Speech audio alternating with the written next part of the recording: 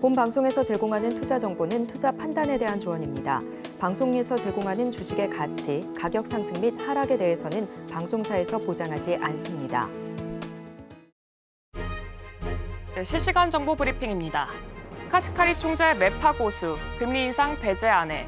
카시카리 총재는 미국 로스앤젤레스 베버리힐스에서 열린 밀컨 연구소의 2024 글로벌 컨퍼런스 대담에서 많은 소비자와 기업이 저금리에 부채가 묶여있기 때문에 연준의 제약적인 통화 정책이 이번 사이클에서 실물 경제에 영향을 미치는 데 시간이 더 걸릴 수 있다고 말했습니다. 카시카리 총재는 연준 내 대표적인 매파로 꼽히는 인물입니다. 미 3년물 국채 입찰 4.605% 수요 강해. 미국 재무부가 현지 시간 7일 실시한 580억 달러 규모의 3년물 국채 입찰에서 강한 수요가 확인됐습니다. 미 재무부에 따르면 이날 입찰에서 3년물 국채의 발행 수익률은 4.605%로 결정됐습니다. 지난달 입찰 대비해 57bp 낮아진 것으로 이전 6개월치의 평균치는 4.378%였습니다. 응찰률은 2.63배로 전달 2.5배에서 높아졌습니다. 이전 6개월 평균치는 2.57배로 웃돌았습니다. 90불 뚫는다던 유가 안정되자 원유 ETF, ETN 수익률 곤두박질. 중동의 지정학적 리스크가 극에 달하면서 배럴당 90달러를 넘어설 것으로 전망되던 국제유가가 예상 밖 안정세를 보이고 있습니다. 그러면서 관련 상장지수 펀드와 상장지수 증권 수익률이 곤두박질 치고 있습니다. 단기적으로 이스라엘과 팔레스타인 무장정파 하마스 간의 휴전 협상의 결과에 따라 유가가 당분간 높은 변동성을 보일 수 있는 만큼 투자에 주의할 필요가 있으니 관련 사항 계속해서 참고하시길 바랍니다.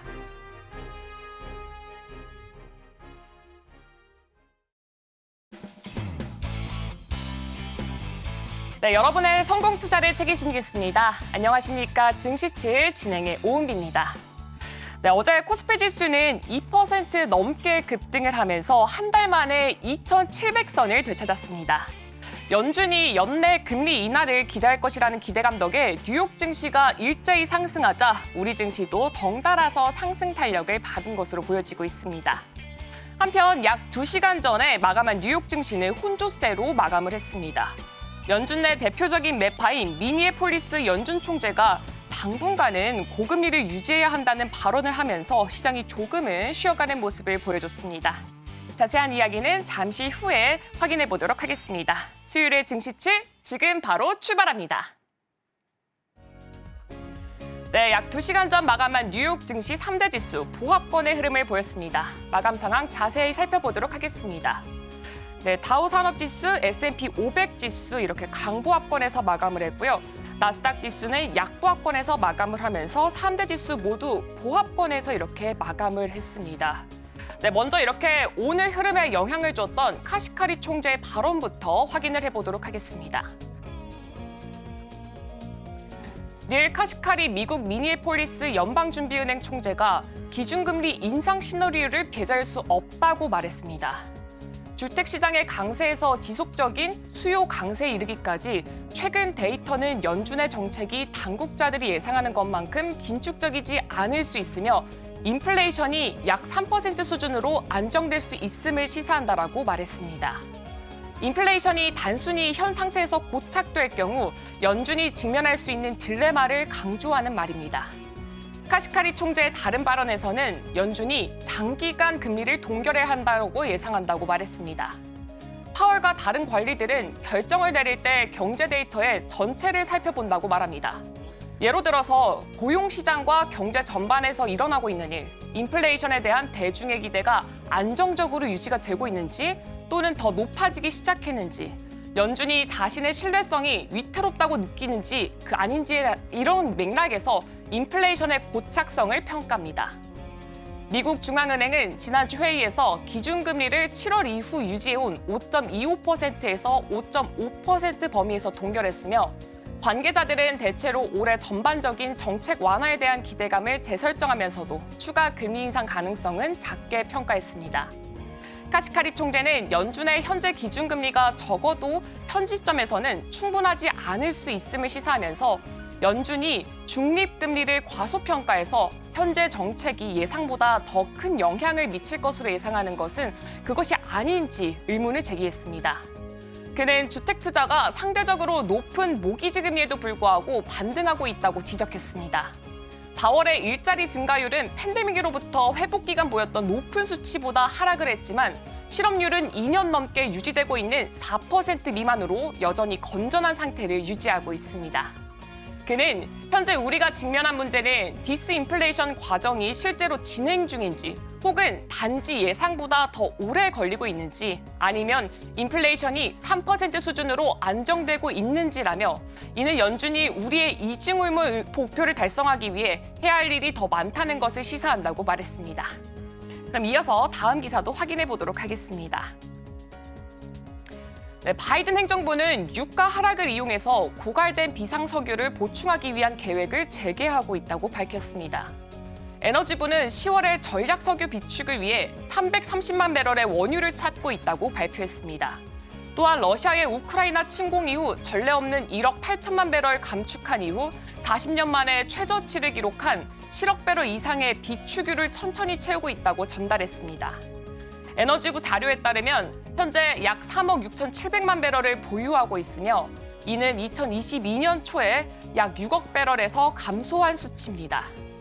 석유 시장의 공급이 원활하다는 신호와 또 오펙 플러스의 생산량 증가 가능성 등의 요인으로 인해 유가는 화요일 배럴당 약 78달러로 하락하면서 행정부의 구매 범위인 배럴당 79달러 이하에서 거래가 진행되고 있습니다. 그럼 이어서 다음 기사도 한번 확인해 보도록 하겠습니다. 시진핑 중국 국가구성은 유럽 지도자들과 함께 회담에서 러시아의 우크라이나 전쟁에 대한 자국의 지원 의혹에 대해 반발했습니다. 시진핑 주석은 월요일 파리에서 프랑스 대통령과 공동 기자회견을 갖고 중국은 위기의 원인 제공자도 당사자도 참여자도 아니다. 그러나 우리는 방관자가 아니며 항상 평화를 이루기 위해 적극적으로 기여해 왔다고 말했습니다. 5년 만에 유럽을 방문하는 이번 일정은 중국이 유럽에서 벌어지고 있는 분쟁에서 중국의 역할에 대해 유럽 지도자들에게 직접 설명하는 동시에 미국과 유럽 동맹국들의 견해 사이에서 공간을 열어줄 기회로 여겨지고 있습니다. 그럼 이어서 다음 기사까지 한번 확인해 보도록 하겠습니다. 스피릿 항공의 1분기 매출이 전년 동기 대비 6.2% 감소한 12억 7천만 달러를 기록했습니다. 스피릿의 1분기 실적은 악천 후 항공교통 관련 지연 그리고 운영 문제 등으로 인해 영향을 받은 것으로 보여지고 있습니다. 이로 인해 현지 시기인 6일 주가가 10% 가까이 하락하면서 52주 신저가를 경신했습니다. 스피릿은 제트블루와의 합병 계획이 있었으나 규제 당국의 독점금지법 위반 우려에 따른 제동으로 무산된 바가 있습니다. 지난달 스피릿은 2025년 2분기에서 2026년으로 예정된 모든 항공기 인도를 2030년에서 2031년으로 연기를 했습니다. 회사는 이번 조치로 유동성이 거의 2억 3천만 달러로 개선될 것으로 기대하고 있습니다. 그럼 이어서 다음 소식까지 확인해 보도록 하겠습니다. 디즈니의 실적이 발표가 됐습니다. 2분기의 실적은 스트리밍 서비스의 손실을 축소한 뒤 예상치를 상회했습니다. 하지만 4분기 연속 매출 추정치를 하회하고 3분기 실적 부진이 예상이 되면서 주가는 하락했습니다. 원인 중 하나는 캘리포니아 디즈니랜드 리조트의 수익의 감소입니다. 경영진은 전년 대비 감소가 인건비 상승을 포함한 비용 인플레이션 때문이라고 말하고 있습니다. 디즈니는 전년 동기 12억 7천만 달러의 이익에 비해 2천만 달러의 손실을 기록했습니다. 구조조정 및 손상 비용 등을 조정한 디즈니는 주당 1.21달러의 이익을 보고 있습니다. 이는 애널리스트 예상치인 약 221억 1천만 달러에는 미치지 못한 모습을 보이고 있는데 이 소폭의 실적으로는 디즈니는 2018년 이후 최장 기간인 4분기 연속 매출 부진을 기록했습니다. 또한 전통적인 사업의 부진도 원인 중 하나로 꼽고 있습니다. 매년 수백만 명의 미국인이 케이블 TV를 해지하면서 디즈니의 TV 사업도 계속해서 부진을 보이고 있습니다. ESPN의 매출은 3% 증가한 42억 1천만 달러를 기록했지만 영업이익은 9% 감소한 7억 9,900만 달러를 기록을 했습니다. 케이블 가입자의 축소와 대학 풋볼 플레이오프로 인한 프로그램 비용 증가가 감소로 이어졌습니다. ESPN의 광고 수익은 구독자 손실을 상쇄하기 위해 증가가 되었습니다. 디즈니의 오늘장 9% 하락하면서 마무리가 됐습니다. 그럼 이어서 다음 소식 확인해 보도록 하겠습니다. 네, 애플은 웹사이트에 짧은 동영상을 게시하면서 아이패드 에어 및 아이패드 프로 태블릿의 새로운 버전을 발표를 했습니다. 애플은 현지 시각 7일 온라인에서 렌루즈 이벤트를 열어서 신형 아이패드를 공개를 했습니다. 애플은 2022년 10월 이후 18개월 만에 긴 공백기를 깨고 새로운 아이패드를 출시를 했습니다. 아이패드 새로운 버전에서 아이패드는 에어는 고급형, 아이패드 프로는 시리즈 중 최고급형입니다. 이번 아이패드 프로에는 애플의 최신 칩 M4가 탑재돼 주목을 받고 있습니다. 애플은 M4 칩이 강력한 인공지능을 위한 칩이라고 밝혔는데 여기에는 AI의 기계 학습을 위한 뉴럴 엔진이 탑재되어 있습니다. M4는 애플의 최신 노트북 맥에 사용되고 있는 M3 칩보다 한 단계 더 업그레이드된 칩으로 평가가 되고 있는데 애플은 M3 칩이 아닌 곧바로 M4 칩을 아이패드 프로에 적용을 했습니다. M4는 새로운 디스플레이 엔진과 초당 38조에 달하는 연산 처리 능력을 갖춘 역대 가장 빠른 뉴럴 엔진을 장착했다고 애플은 말하고 있습니다. AI의 기계학습을 가속화하기 위해서 현존하는 모든 AI PC의 신경망 처리 속도를 뛰어넘는다는 게 애플 측의 설명입니다. 그 결과 M4를 탑재한 새로운 아이패드 프로는 강력한 AI 기기가 됐다고 애플은 설명하고 있습니다. 애플 오늘장 0.38% 상승하면서 마무리했습니다. 그럼 이어서 마지막 기사까지 한번 확인해 보도록 하겠습니다. 닌텐도가 내년 주력 상품 닌텐도 스위치의 후속작을 발표할 계획입니다. 닌텐도 후루카와 슌타로 사장은 이번 회계연도 내에 발표할 것이라고 X에서 발표를 했습니다. 올 6월 닌텐도 신작 게임 발표회를 개최할 것이라고 발표를 했지만 후루카와는 그 프레젠테이션에서 닌텐도 스위치 후속작에 대한 언급은 없을 것이라고 강조를 했습니다. 니케이는 닌텐도 스위치가 처음 발매된 이후 8년이 지나 정체기에 들었다면서 이번 회계연도 닌텐도 실적이 고전을 면치 못할 것이라고 내다봤습니다. 닌텐도 발표에 따르면 회사는 이번 회계연도 순이익이 3천억 엔에 따를 것으로 예상하고 있습니다. 이는 전기 대비 39% 감소한 수치입니다. 올해 닌텐도 스위치 예상 판매량은 1,350만 대로 가장 잘 팔렸을 때에 비하면 절반 수준입니다. 네, 이렇게 오늘의 외신까지 살펴봤습니다. 이번 주에도 정말 많은 소식이 준비되어 있으니까요. 끝까지 저희와 함께 하시면서 준비해 보시면 좋을 것 같습니다.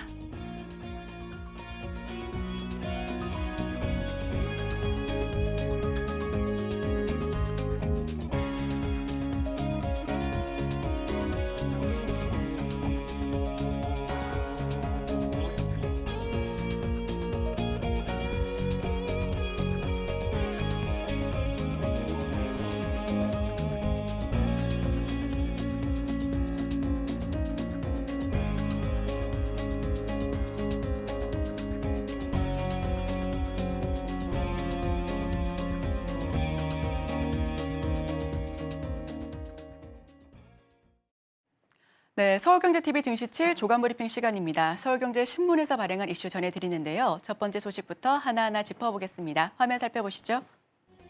투트랙 협상 급한데 거대 야당에 막혀 국회 사부 보고로 절차 바꿔야 첫 번째 소식 전해드립니다. 네, 우선 CPTPP, 포괄적 점진적 환태평양 경제 동반자 협정으로 많이 유명하죠. 우선 해당 협정의 상품의 생산 과정에서 영내산 자료를 사용하면 해당 재료를 국내산으로 인정해주는 원산지 누적 인정 제도가 적용이 될 수가 있습니다. 회원국의 중간재를 사용하면 원산지 기준 충족이 쉬워서 공급망을 강화하는 역할도 있을 수가 있는데요. 특히 CPTPP는 시장 개방 수준이 높고 우리와 자유무역 협정을 맺지 않은 멕시코와도 신규 협정을 맺을 수 있다라는 강점이 있습니다. 때문에 전문가들 사이에서는 CPTPP 가입과 개별 국가의 협정 투트랙으로 안정적인 공급망을 확보해야 한다라는 입장이 더 커지고 있는데요. 4월 총선에서 여당인 국민의힘을 꺾고 압승을 거둔 더불어민주당 정책위원회 같은 경우 2022년 4월 당시 CPTPP 추진에 따른 시나리오별 영향 분석이 충분하지 않다라며 정부에 보완을 요구했었던 것으로 잘 알려져 있습니다. 실제로 정부 내에서 선거가 끝난 뒤에 무기력증이 팽배하다라는 지적이 나오고 있는데요. 이와 관련해서 지난달 22일 일본 경제산업상과 회담에서 일본 주도의 CPTPP 가입에 대한 의제가 오르지 않고 있다라고 밝히기도 했습니다. 양국이 통상 분야에서 전반적으로 협력하자라는 공감대가 있었음에도 불구하고 CPTPP 같은 개별 이슈에 대해서는 별다른 진전이 없었던 것으로 파악되고 있는데요. 화면을 통해서 주요국별 지역 무역 협정 현황 살펴보겠습니다. 먼저 한국의 경우 22건이고요. 일본은 21건, 중국은 18건, 미국 20건, 유럽 같은 경우에는 47건으로 가장 큰 파일을 차지하고 있습니다. 공급망 확장에 뒤처지고 있는 한국입니다. 자원부국 인리 역시도 가입의 속도를 내고 있는데 FTA 모범생이었던 한국, CPTPP는 좀 미지근한 모습을 보여주고 있고요. 역내 재료 사용했을 때 원산지 누적이 인정되는 부분이 있지만 공급망 강화에 새 FTA 체결 효과도 톡톡히 볼 수 있는 부분을 아직까지는 좀 뜨뜻미지근하게 처리하고 있습니다. 총선이 패배한 이후 윤석열 정부의 무기력증이 팽배하다라는 지적이 나오고 있고요. 야당도 무작정 거부가 아닌 협력이 절실하다라는 부분 함께 참고하시면서 넘어가겠습니다. 두 번째 소식입니다. 전기차 둔화 속에 LPG차 질주, 택시 출고되기 1년. 네, 두 번째 소식 전해드립니다. 화면을 통해서 살펴보겠습니다. 먼저 휘발유와 경유, LPG 그리고 하이브리드, 전기차, 사용 연료별 신차 등록 대수가 보여지는데요. 최근에 가장 각광받으면서 인기가 있었던 차량은 단연 하이브리드였습니다. 이 전기차의 경우에 최근 계속해서 주춤한 모습을 보여주고 있었는데 하이브리드 차량의 질주로 인해서 그 전기차의 아쉬운 부분을 상쇄시켰다라는 부분이 있고요. 다만 여기서 하이브리드에 못지않게 계속해서 차오르고 있는, 질주하고 있는 부분이 바로 LPG 차량입니다. LPG 같은 경우에는 지속적으로 좀 쓰여오긴 했었지만 신차 시장에서 내리막길을 걷던 액화 석유가스차, 올해 들어서 분위기 반전을 꾀하고 있다라는 소식인데요. 전기차가 주춤하고 있는 사이 LPG차의 인기가 높아지자 주요 완성차 제조사들은 서둘러서 신차 투입에 주요 수요를 흡수시키고 있다라는 부분입니다. 이 기간 경유차와 휘발유차 그리고 전기차 등이 모두 감소세를 나타낸 것과 비교하면 LPG차만 고속 질주하고 있는 모습 화면을 통해서도 확인하실 수가 있고요. 올해부터 정부의 환경 규제 강화로 1톤 경유 트럭의 생산이 중단되면서 LPG 트럭이 대체제로 떠올랐기 때문으로 잘 알려져 있습니다. 현대차, 기아 같은 경우에는 3월에만 총 12,542대의 LPG 차량을 팔았고요. 이 가운데 1톤 트럭 이상인 LPG 화물차 같은 경우에는 72%의 비중을 차지하고 있습니다. 1분기 LPG 신차 등록이 2배를 넘어섰습니다. 경제성도 있고요. 환경에 대한 이점 덕분에 트럭 등이 인기를 얻고 있습니다. 완성차 업체들도 재판매를 나서고 있는데 올 2분기에도 수요가 이어질 가능성이 높다라는 부분까지도 함께 고려해 보면서 넘어가겠습니다. 네, 세 번째 소식입니다. 4시간 맞던 주사 5분 만에 SC 제형 뜬다. 네, 세 번째 소식입니다. 제약바이오 업계에 피하 주사 제형 치료제 바람이 불고 있습니다. 즉 정맥 주사 방식에 비해 환자의 시간과 비용을 줄이는 투약의 편의성과 함께 신약으로 허가를 받을 수 있는 등의 장점이 많다. 이런 부분에 떠오르고 있고요.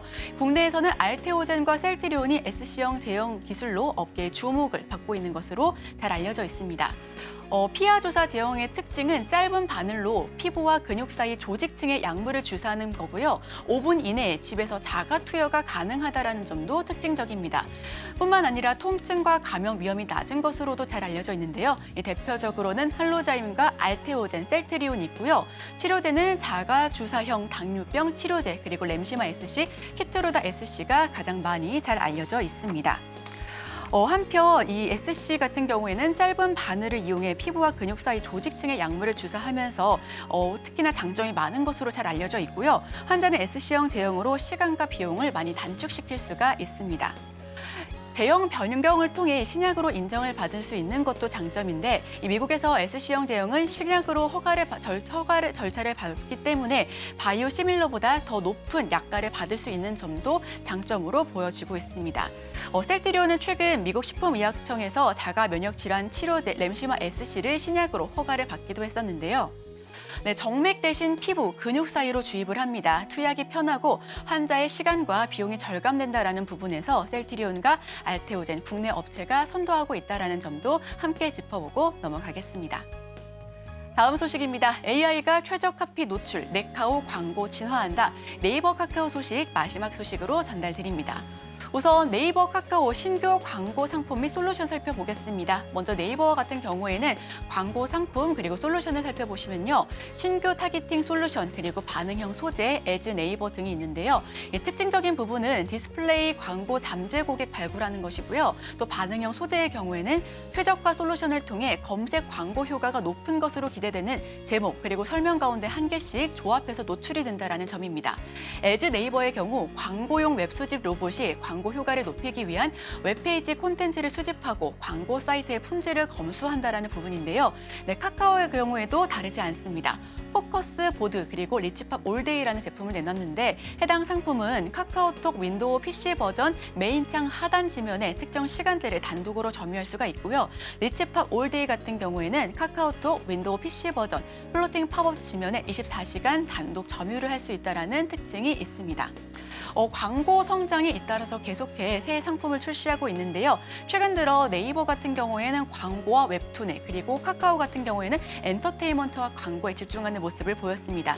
다만 두 회사 모두 광고 쪽에서 앞으로 계속해서 신성장 동력을 찾아 나갈 것으로 확인이 되고 있고요. 네이버 신규 타깃 솔루션을 출시했습니다. 맞춤 문구와 생성, 검색 로봇 활용도도 더 높일 것이다 라는 부분과 함께 새로운 시너지를 얻을 것으로 예상이 되고요. 카카오 같은 경우에는 PC카톡 이용자를 대상으로 포커스보드로 시간대별 광고를 보이겠다라고 설명했습니다. 광고 성장에 잇따라 새 솔루션도 함께 첨가될 것으로 보여지니까요. 네카의 하락 역시 함께 지켜보시면 좋겠습니다. 네, 제가 준비한 소식은 여기까지입니다. 계속해서 오늘의 일면을 통해 전문가 수혜주까지 찾아보도록 하겠습니다. 저희와 끝까지 함께 하시죠.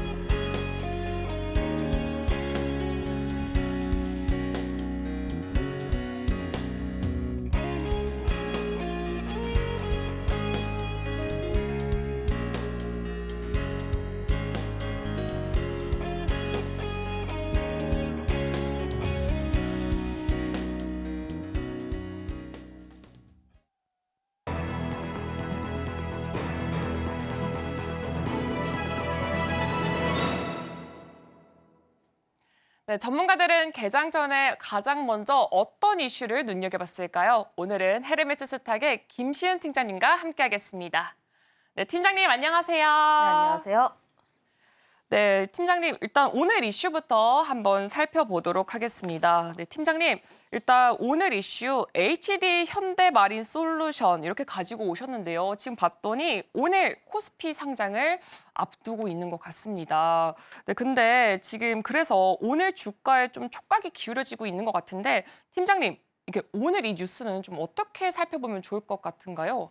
아무래도 많은 투자자분들의 굉장히 많이 관심 있었던 게 HD 현대마린 솔루션일 것 같고 특히 뭐 상반기에 IPO 대여라고 불렸던 만큼 이 종목의 주가 향방에 따라서 관련 업종의 주가 향방도 단기적으로 움직일 가능성이 굉장히 크다라고 보여지고 있습니다.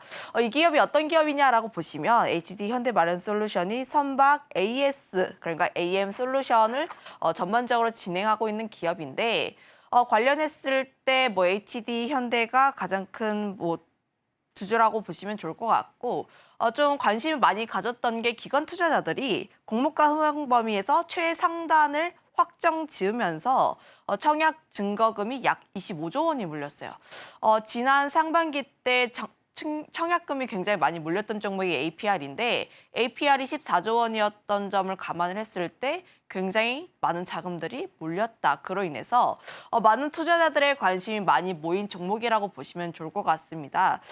그런 점에서 보게 되었을 때 HD 현대마린솔루션이 상장 전부터 뭐 고평가냐 혹은 저평가냐 혹은 이제 그동안 없었던 사업 구조를 가지고 있었기 때문에 이런 밸류를 평가를 받는 것이 정당하다 이런 논란이 굉장히 많습니다.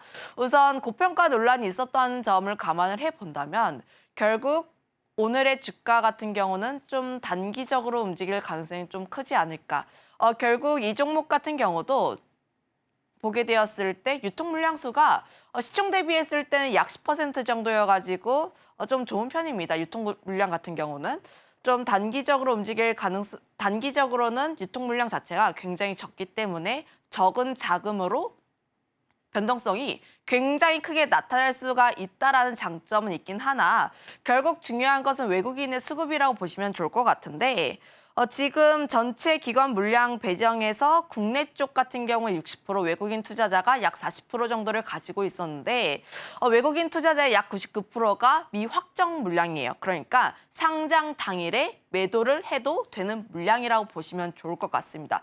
그러면 결국 HD 현대마린솔루션을 비롯해서 최근 IPO 공모주들의 시장 흐름들을 보게 되었을 때 상장 당일에 주가가 뭐 따상이라든지 따타상을 가는 것이 아니라 최근 주가의 흐름들을 보면은 굉장히 저조하죠. 보통 이제 연초 같은 경우에 따따상도 갔고 혹은 100% 이상의 수익률을 냈던 종목군들이 굉장히 다양했는데 최근에 상장을 했던 민테크라든지 코칩 같은 경우도 보면은 음봉입니다. 좀 증가폭이 굉장히 저조하다 보니까 실제로 이 물량을 배정받은 투자자분들 같은 경우는 어차피 지금 여기서 더 치고 가기는 어려울 것 같고 외국인 투자자들의 수급 향방에 따라서 주가의 향방이 많이 갈릴 수도 있을 것 같으니 그러면 오히려 첫날에 좀 이제 내 물량을 확정 짓고 수익을 확정 짓는 그런 물량이 좀 많지 않을까라고 전망을 하고 있어서 이런 점들에 대해서 우리가 조금 더 유의 깊게 볼 필요가 있다. 단기적으로 외국인 투자자들의 수급 향방을 좀 더 관심 있게 볼 필요가 있고 좀 더 중장기적으로 보게 되었을 때는 기관 투자자들의 향방을 좀 볼 필요가 있지 않을까라는 의견 드려보도록 하겠는데 기관 투자자 같은 경우는 보면 또 상당수 장기간 의무 보호를 약속을 했어요.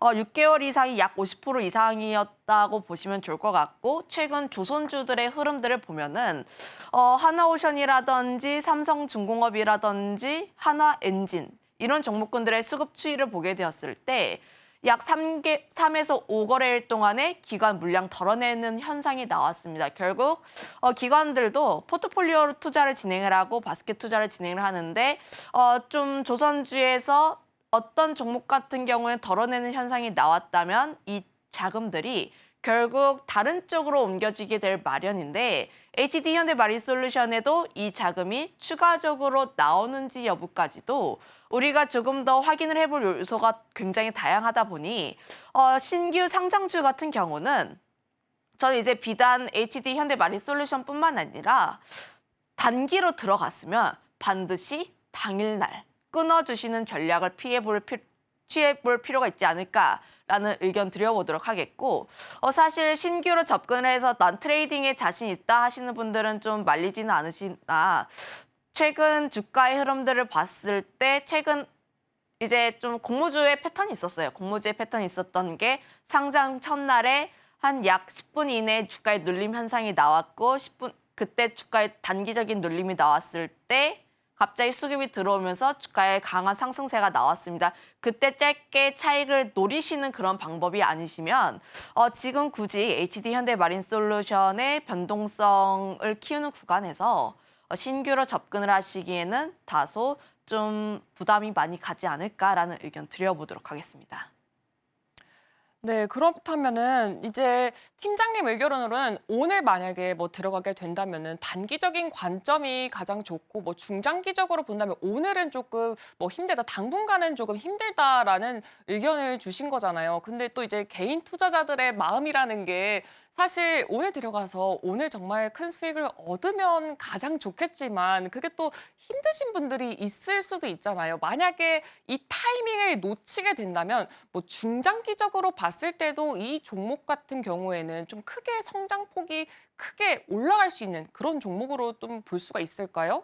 네, 아무래도 좀 사업 구조 자체가 좀 독보적이다 보니까 특히 밸류 자체도 PER이 31배를 받은 것 자체가 좀 그런 의미가 아닐까 싶은데 물론 중장기 성장에 대한 기대감은 상당히 높습니다. 종목이라는 것이 물론 그 기업의 BM도 봐야 하고 업황에 대한 흐름도 봐야 하는데 업황 같은 경우는 저는 중장기적으로 굉장히 긍정적으로 보고 있는 만큼 산업적인 성장에 대한 기대감은 충분히 남아있다라고 보여지고 있어요. 다만 이 기업 같은 경우가 좀 신규 상장주라는 점을 감안을 해본다면 저는 여전히 좀 6개월 이내까지는 보수적으로 볼 필요가 있지 않을까라는 의견 드려보도록 하겠는데 보통 신규 상장주는 통상적으로 보유해수 물량을 우리가 계속적으로 체크를 해야 합니다.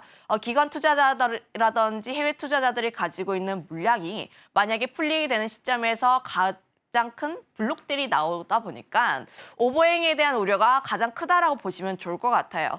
그로 인해서 저는 업황이라든지 혹은 뭐 기업의 펀더멘털이라든지 관계없이 보유해수 물량을 체크를 하고 그 오버행 물량 이슈가 어느 정도 해소가 된 이후에 접근을 해도 늦지는 않다라고 판단을 하고 있습니다. 비슷한 예시로 APR이 있는데 APR 같은 경우도 제가 오늘의 일면을 통해서 상장할 때 이 기업에 대해서 굉장히 좋게 설명을 했고 기업에 대한 모멘텀이라든지 홈뷰티 디바이스 성장에 대한 기대감 굉장히 가지고 있지만 단기적으로 2개월, 1개월 보유해수 물량이 굉장히 많이 차 있다 보니까 단기적으로 접근을 하지 말고 그리고 보유해수 물량이 어느 정도 풀리고 나면 접근을 해보자라는 의견을 드렸던 적이 있어요. 비슷한 최근에 2개월 보유해수 물량이 풀리고 단기적으로 그럼 더 이상 풀릴 물량이 거의 없겠구나. 그러면 본연의 수급적인 이벤트가 어느 정도 소멸이 되었으니 펀더를 조금 더 보자라는 수급이 들어오게 되면서 다시 한번 바닥을 다지면서 움직였습니다. 이제 타이밍이라는 것은 이렇게 잡는 거예요. 수급적인 이벤트가 어느 정도 마무리가 되고 이 기업의 본연 가치에 대해서 조금 더 집중이 될 만할 때 접근을 하는 것이 조금 더 안전하지 않을까. 물론 개인 투자자들이 굉장히 큰 수익을 보고 싶어 하는 것도 맞긴 하나 좀 더 강조드리고 싶은 점은 내가 어느 정도의 수익률을 보는 것이 아니라 내가 어느 정도의 리스크를 관리를 하면서 수익을 극대화하는지입니다. 우리가 간과를 하면 안 되는 게 리스크적인 부분이에요.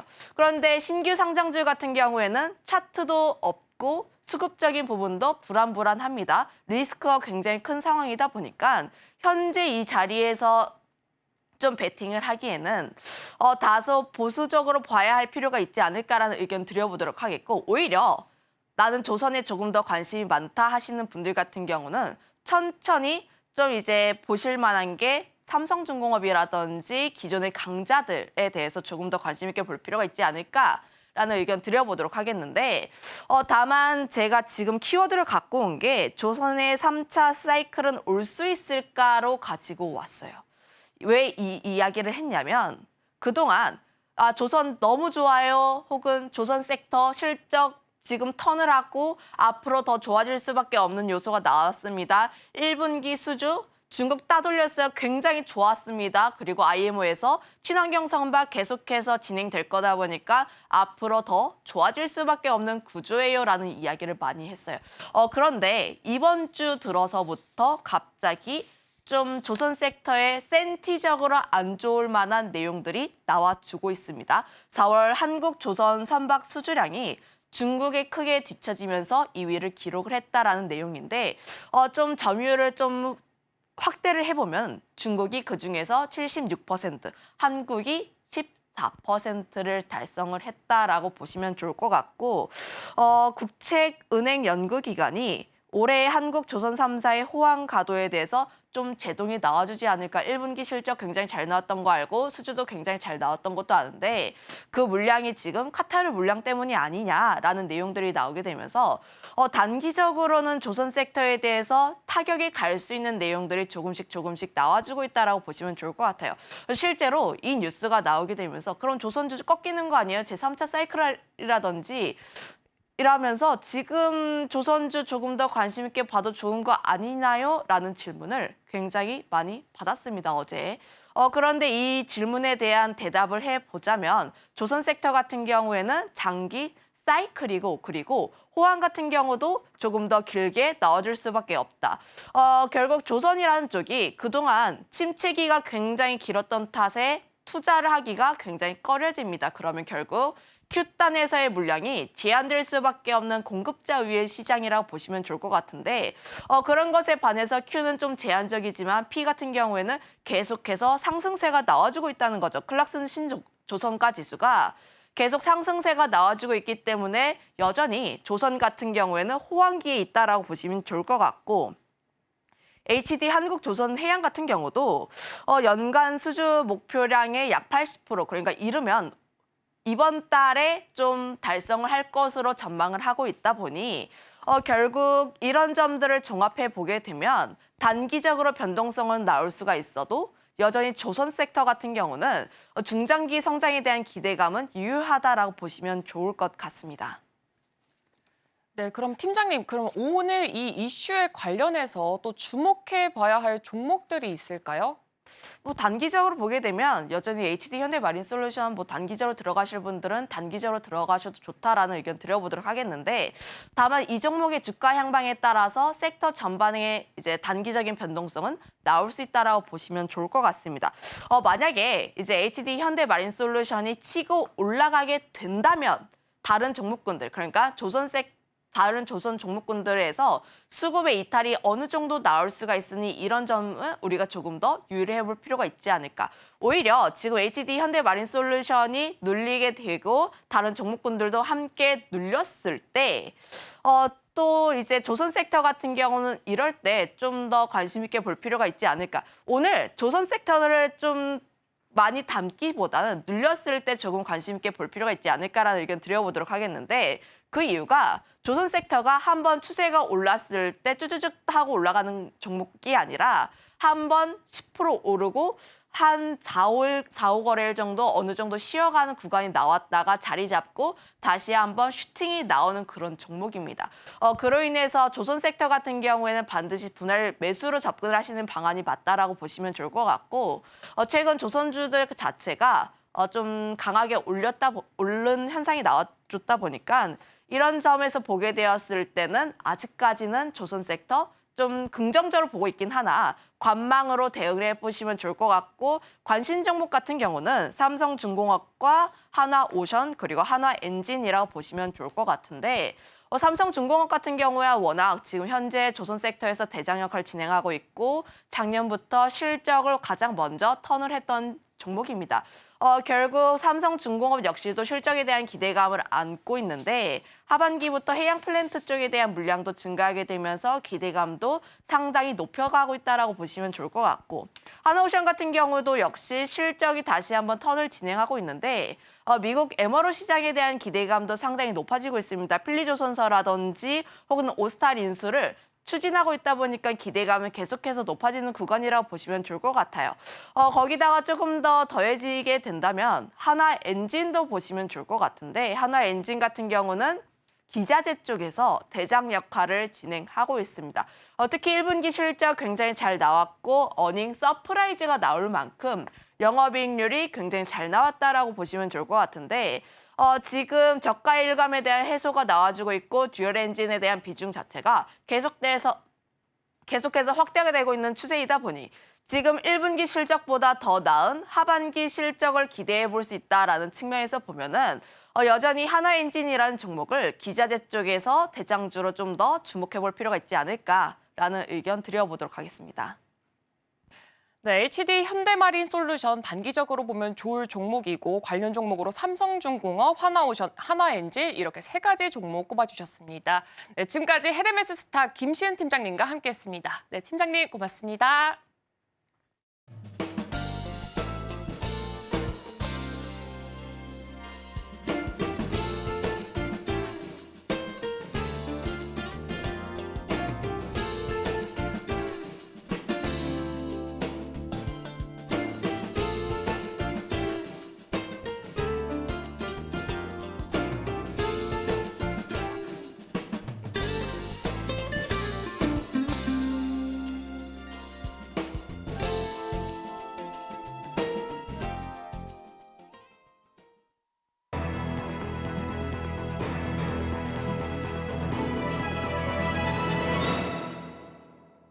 네, 장 시작 전 개별 종목의 흐름 짚어보겠습니다. 시간 외에서 급등, 급락한 종목들 하나하나 살펴볼 텐데요. 오늘도 지니인베스트먼트 정선호 대표와 함께합니다. 어서 오세요. 예, 안녕하세요. 네, 대표님 먼저 시간 외에서 급등한 종목들 탑5와 함께 오늘 장에서 조금 더 주목할 종목 어떤 종목 있을까요?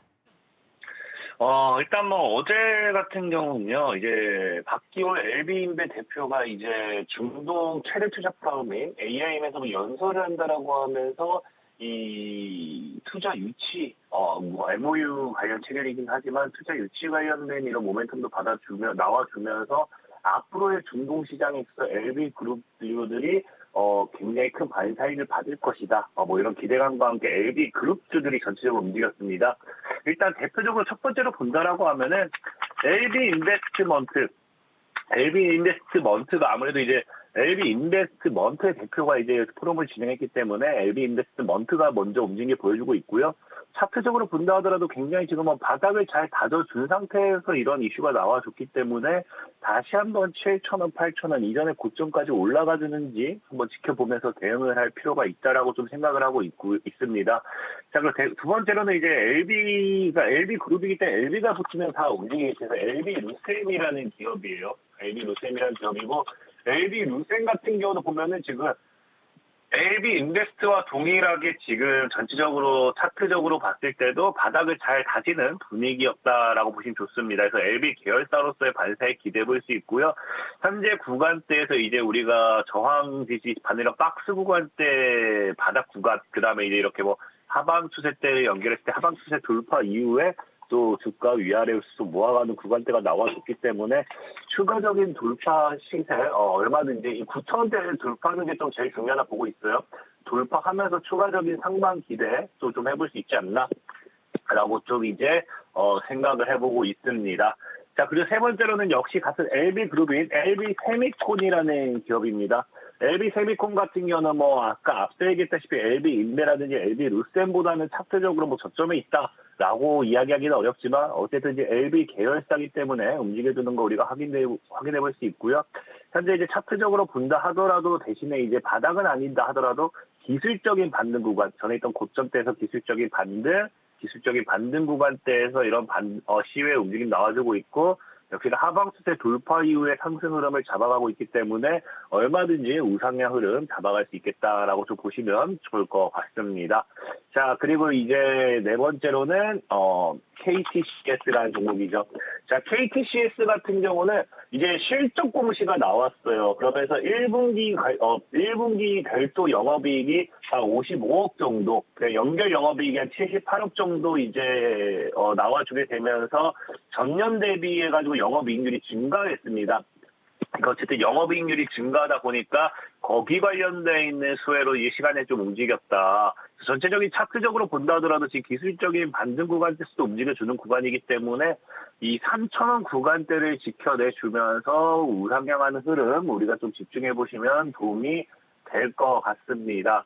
자, 그리고 이제 마지막으로는 이제 민테크라는 기업인데요. 뭐 민테크라는 기업은 뭐 지금 뭐 엄청 뭐 이런 이슈가 있진 않아요. 사실 그냥 기술적인 반등이라 보고 싶은 게 뭐냐고 하면은 자, 지금 일단은 이 민테크라는 기업이 신규 상장주죠. 신규 상장주가 원래 이 급등락이 굉장히 큽니다. 급등락이 굉장히 큰데 지금 음봉으로 무너졌던 이런 민테크라는 종목이 지금 분봉으로 봐준다라고 하면은 이제 분봉으로 전체적 1분봉, 5분봉, 뭐 30분봉 보면이 느껴지실지 모르겠지만 보면은 이런 식으로 이제 바닥을 잘 잡았어요. 그러니까 어제 같은 경우 하루 종일 바닥을 잡았습니다. 그러면서 막판에 이렇게 바닥대를 뚫고 올라오는 이 흐름이 이제 여러분들 차트상에 느껴지셔야 돼서 이 평대를 뚫고 올라오는 이 평대도 뚫어주고 지금 전체 분봉 차트도 과거 직전 고점대로 뚫어주고 이런 흐름이 나와주면서 아무래도 이런 기술적인 반등 구간대를 기대해보고 들어오는 수급이 아닌가 좀 생각을 해보고 있어요. 그래서 오늘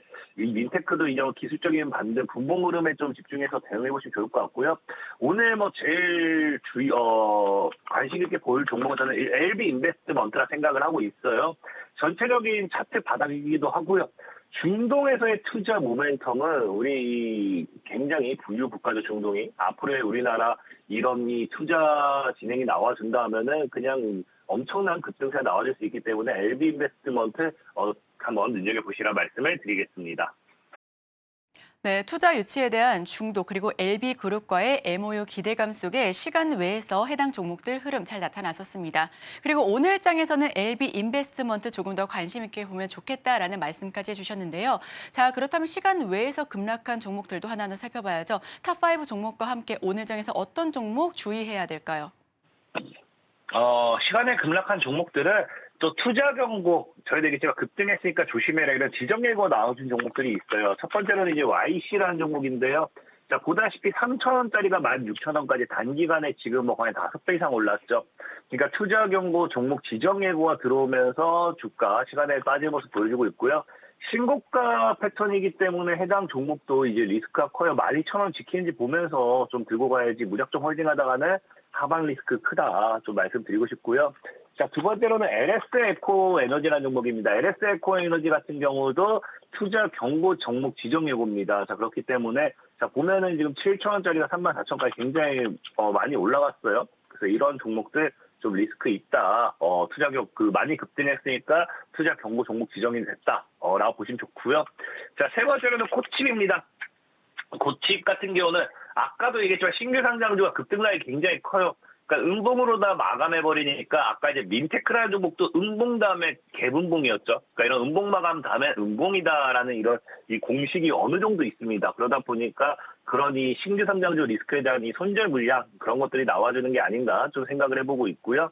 자, 이제 뭐 네 번째로는 이제 본느라는 종목이에요. 본느 같은 경우도 지금 뭐 주가 잘 올라와주고 이제 신규 뭐 이런 이 고점 돌파 이런 거 나와주고 있긴 한데 본느의 가장 큰 문제는 지금의 또 전환 청구권 행사죠. 지금 이제 주가가 한 3,500원 정도까지 올라갔었습니다. 근데 전환 가액이 지금 보면 청구되는 게 1,900원 이 구간대예요. 그러니까 얼마든지 이거 시장가로 때릴 수도 있다. 이런 이 리스크 때문에 시간에 빠지는 모습 확인해 볼 수 있겠다라고 말씀드리고 싶고요. 자, 그다음에 이제 마지막으로는 DK탑스 최근에 계속해서 얘기하고 있는데 계속해서 뜨고 있어요. 정리매매 기간인데도 시간에도 매일같이 팔고 있으면서 시간에 매일같이 이 급등락하는 종목으로 좀 나오고 있긴 한데 급등은 아니고 그 급락 종목으로 나오고 있긴 한데 BK탑스 정리매매에 따른 하락이다라고 말씀드리고 싶고 사실 BK탑스를 제일 많이 조심해야겠지만 이거는 뭐 최근에도 많이 얘기했으니까 오늘은 LS에코에너지를 좀 조심하시라 말씀을 좀 드릴게요. LS에코에너지 같은 경우는 보다시피 단기 과열 종목으로서 거래 자체도 굉장히 뭐 어려운 30분마다 거래되는 그런 종목이다 보시면 좋고 특히나 지금 보면 알겠지만 너무 고점이에요. 신고가가 가지면 좋지만 무너지면은 하방에 대한 압력이 크다 말씀드리면서 LS에코에너지 조심하시라 말씀드리겠습니다. 네, 시간 외에서 급락한 종목 탑5 같은 경우 투자 경고 지정 예고 속에 단기 과열에 대한 리스크가 있었던 종목들이었습니다. 다만 오늘 장에서 LS에코에너지 고점에 대한 주의가 필요하니까요. 다시 한번 짚어보시기 바랍니다. 지금까지 진인베스트먼트 정선호 대표와 함께했습니다. 오늘 말씀 고맙습니다. 네, 오늘 카카오게임즈, 우버 등 실적 발표가 예정되어 있습니다. 그리고 오늘의 일면에서는 HD 현대마린솔루션을 살펴봤습니다. 상장 당일인 오늘 주가 행보에 촉각을 기울이고 있습니다. 시간의 급등주는 LB인베스트먼트, 시간의 급락주는 LS에코에너지를 꼽았습니다. 네, 우리 방송에서 제공하는 정보는 투자 판단에 대한 조언일 뿐 해당 종목의 가치 또는 상승과 하락을 보장하지 않습니다. 잠시 후에 증시 8위 오늘의 승부주가 방송이 됩니다. 시장에 대한 다양한 이야기와 또 다양한 정보들이 담겨 있으니까요. 함께 하시면서 다양한 정보들 받아가시면 좋을 것 같습니다. 저희는 오늘 여기까지 함께 하도록 하겠습니다. 시청해 주셔서 고맙습니다.